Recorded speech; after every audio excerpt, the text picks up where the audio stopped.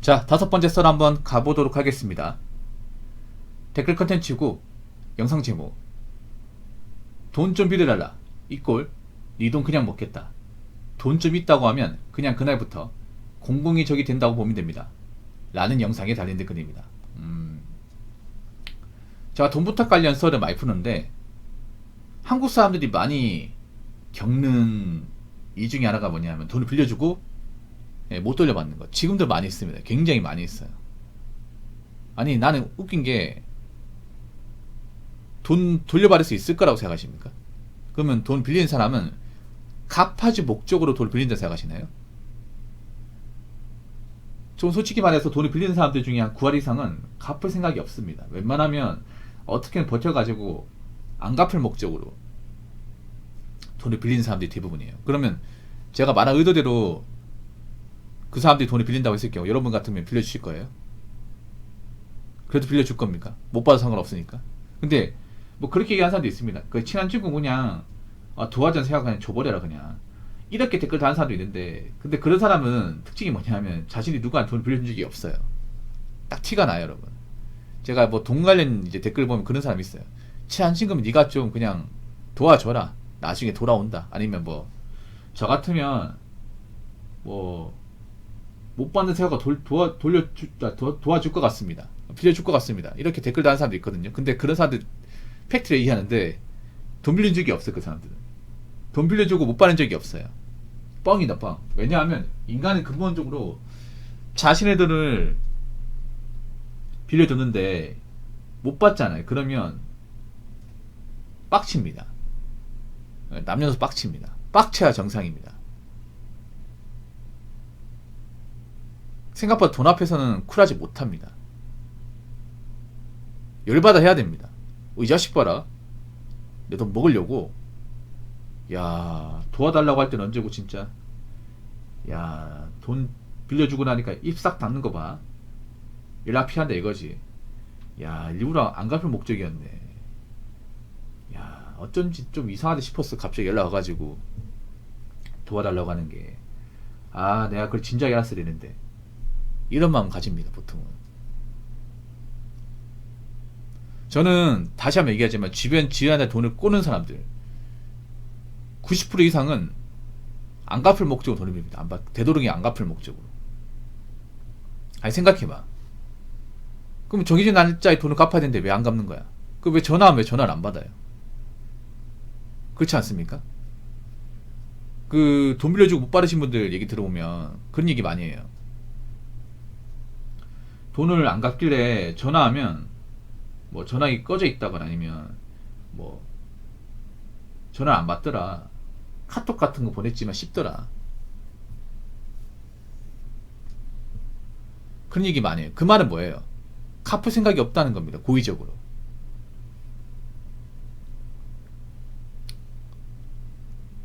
갚을 생각이 없는 거예요. 그러면 이 사람들은 왜 안 갚으려고 하는 걸까? 이 사람들은 왜 지인 돈을 떼먹으려고 하는 걸까?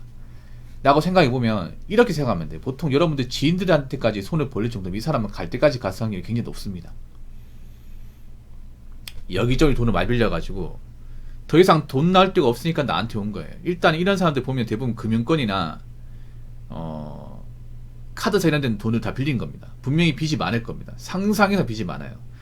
단순히 나한테만 빚이 있다 생각하시면 안 돼요. 일단 1금융권이 대출이 있고 2금융권이 있을 것이고 심지어는 카드사에도 대출이 있을 겁니다. 굉장히 많을 거예요. 1금융권, 2금융권, 카드론까지 있을 겁니다. 근데 거기 대출이 더 이상 안 나오니까 나한테 온 겁니다. 그럼 돈 줄 데가 많죠. 근데 왜 지인 돈은 떼먹고 나머지 돈은 갚는지 아세요? 생각해보세요. 여러분 기본적으로 지인들한테 빌린 돈이 이자가 없습니다. 법정 이자가 없죠. 연금리 같은 게 없습니다. 그렇지 않습니까? 근데 금기간 1금융권 그리고 2금융권 그리고 카드사 이런 데는 뭐가 있습니까? 금리가 있잖아요. 법정 금리라는 게 있죠. 그래서 연 단위로 몇 프로 오른다고 딱 고시가 되어 있잖아요. 그리고 안 갚으면 어떡합니까? 전화 계속 오고 찾아오죠. 압박을 많이 주잖아요.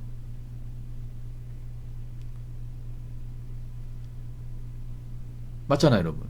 그리고 보통 그렇게 돈을 빌린 사람들 중에 담보 설정하신 분도 많이 있어요. 은행도 바보가 아닌 게, 은행도 이 사람이 돈을 안 갚을 수 있잖아요. 그래서 보통 집이나 자동차 담보 설정하고 돈을 빌려주는 경우가 많아요. 그럼 그 말은 뭐예요? 이 사람이 돈을 떼먹으면 제때 안 갚고 이제 미루면 본인이 가지고 있는 주택이나 차를 팔아서라도, 경매에 붙여서 팔아서라도 돈을 받아내겠다, 이거 아니겠습니까? 근데 그 사람들 집도 많이 경매에 들어가고 차도 경매에 들어가면 뭐 아무것도 없잖아요, 이게. 궁지에 몰리니까 분명히 제가 봤을 때 그런 사람들은 금융권이나 카드사에 빌린 돈을 갚을 거예요. 근데 지인 돈은 못 갚는 거예요, 이게. 지인 돈은 솔직히 말해볼게요. 몇 달 안 갚아도 뭐 차압이 들어온다거나 뭐 경매 들어간다 그런 게 없잖아요, 여러분. 상식적으로. 채무자 입장에서. 맞잖아요. 그냥 전화 안 받으면 그만이야. 그 신분상의 불이익도 없어요. 맞잖아요.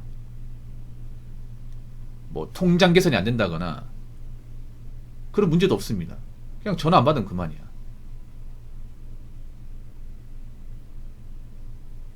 그래서 그 역으로 생각해 보면 그런 거예요. 내가 은행 돈, 카드 돈 떼먹을 수 없지만 지인 돈은 충분히 떼먹을 수 있다는 겁니다. 역지사지 생각하면 돼. 미칸이 채무자 입장에 생각하면, 채무자들은 빚이 많아요. 여기저기 빚이 많아.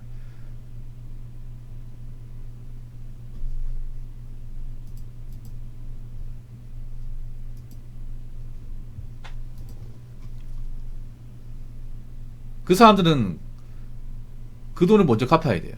그럼 내 돈이 뒷전이 되는 겁니다. 그러니까 미칸인 돈 뭐 빌려주고도 갚을 생각이 없는 거예요. 애초에 안 갚으려고 한 거예요, 이게. 그러니까 양심불량이지, 양심불량. 채무상대도 불량, 인간성도 불량. 이런 사람들하고 겸상을 해야겠습니까, 아니겠습니까? 타신하면 안 되겠죠. 아무튼 여러분들 지인한테 돈 꿔가는 분들 있으면 웬만하면 그냥 손절하시고요. 만날 일 없도록 하시기 바라겠습니다. 자, 댓글 한번 읽어보도록 하겠습니다. 돈이 있어도 없는 척 해야 됩니다. 내가 돈이 있다는 걸 상대방이 아는 순간 지옥이 펼쳐집니다. 어떻게든 지갑이 여게끔 머릿속으로 주판 튕겨내고 정의에 호소하고, 그래도 안되면 협박하고 별짓거리들을 다 합니다. 특히 가족들에게는 더 조심하세요. 가족이 도와합니다. 아이런 메이드님 다신 댓글 맞습니다. 그거 맞아요. 없는 척 해야 돼. 특히 가족한테도 없는 척 해야 돼요. 이런 돈은요, 가족도 믿으면 안 됩니다. 가족도. 제가 눈에 얘기하는 게, 여기 계신 분들 월급 같은 거 있어도 엄마한테 맡기지 마세요. 절대 엄마한테 맡기지 마. 보통 남자분 중에 그런 분도 많단 말이에요. 내가 돈 관리 못한, 돈을 관리해 본 적이 없다 보니까 내가 관리하면 헛돈 쓸 것 같아가지고 엄마한테 맡긴 경우 많이 있어. 이거 굉장히 위험한 행동이에요. 그런 경우 많이 있습니다. 예전에 사연을 받았는데, 내가 월급 받은 거 엄마한테 줬는데, 줘가지고 용돈 받아 쓰는데, 나중에 이제 내가 독립하려고 달라고 하니까 없다고 하는 거예요. 그래서 이 자초지종 물어보니까 엄마가 이제 개돈을 부었다가 개주가 튄 거야. 그래서 돈 없다, 배째라고 나오는 거예요. 엄마하고 심하게 싸웠다는 거야, 이게.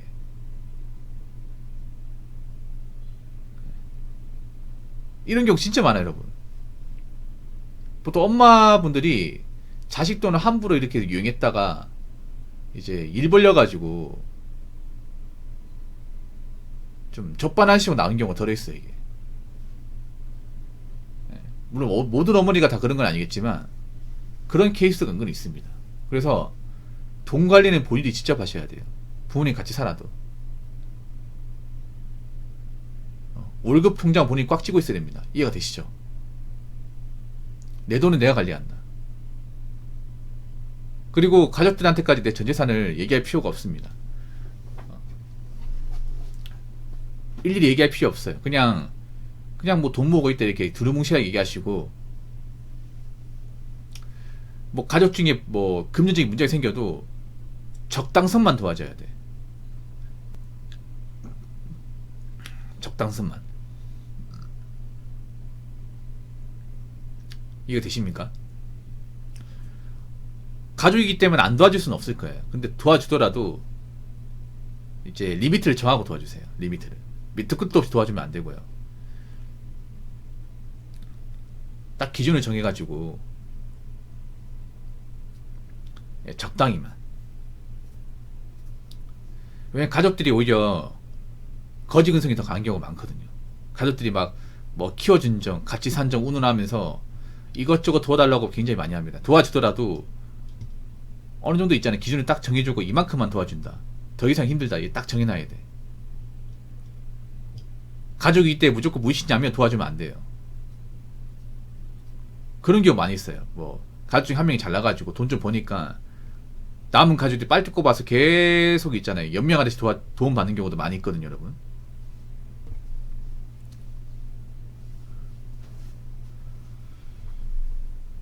여러분, 돈 앞에서 정오사하는 사람도 있으면 제일 버려야 되는 사람이야. 엮이면 안 되는 사람이야.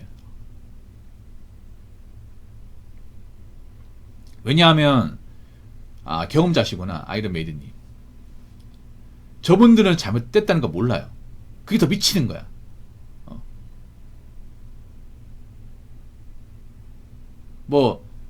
내 돈 왜 떼먹었냐고 얘기하면, 아니 가족 사이 이런 것도 못하냐, 내가 너 키워준 정이 있는데 내가 너 키우는데 돈 얼마나 많이 들었는데 이딴 얘기 한단 말이야. 뭐 그거 모르는 건 아닌데 자신들이 잘못했다는 얘기는 안 해요. 가족이기 때문에. 아니 가족이라면 충분히 이해할 수 있는 거 아니야. 이러니까 더 빡치는 거야. 이게 꼭지 도는 거예요. 진심으로 용서하고 사죄 빌어도 모자랄 판인데, 그런 것보다 아니 가족 사이면 이 정도 할 수 있는 거 아니야, 이런 식으로 나온단 말이야. 이게 더 열받거든요. 그래서 이제 내년부터 친족상들이 없어지거든요. 이게 참 거지 같은 법이죠. 친족상들에 이제 이 법 없어지기 때문에 가족 사이에도 돈 떼먹으면 아마 철창 많이 갈 겁니다. 이거 철창. 예. 친족상들회가 뭐냐면 친족 간에 벌어진 재산범죄에 대해서 처벌을 하지 않겠다는 겁니다. 특히나 부모님이 자식 돈 떼먹은 거에 대해서는 처벌할 수가 없었습니다. 그동안은. 이 계족 상조리 때문에. 이게 이 법이 있는 나라가 몇 개 없거든요. 근데 이 법이 이제 폐지되고 내년부터 없어집니다. 없어지면 이제 가족끼리 헬파티가 벌어지는 거죠. 자식이 부모님 고소하고 이런 일이 벌어지는 겁니다. 이제 깜빵 보내고. 진짜입니다. 이제 아무리 가족 사이에도 이제 더 이상 봐주지 않겠다는 거죠. 그도 말이 안 됐죠. 봐줬다는 게. 맞잖아요. 말도 안 되는 범죄 저질러도. 가족한테 돈 떼먹고 사기당하고 이용당해도 법에서 관여하지 않았습니다. 이 친족상들 때문에. 근데 내년부터는 앞으로 가족끼리 다 해도 돈 가지고 장난치면 깜빵 갈 수 있습니다. 진짜로. 전까지 될 수 있습니다. 자식 돈 떼먹잖아요. 그러면 빵 가지고 끄이는 겁니다. 법정까지 가는 거죠. 이제 원고, 원고 자식, 피고 아버지 이렇게 되는 거예요. 이게 원고 피고 쪽으로 가족들이 나란히 앉아가지고 법정이 서는 거죠. 이게 이런 일 벌어집니다. 이제부터. 그러니까 절대 가족 돈이라고 해서 렐름 받아먹을 생각하지 마시고요. 네. 그리고 가족한테 웬만하면 돈 맡기지 마세요. 아시겠죠? 자, 이상으로 5번째 썰 마치도록 하겠습니다.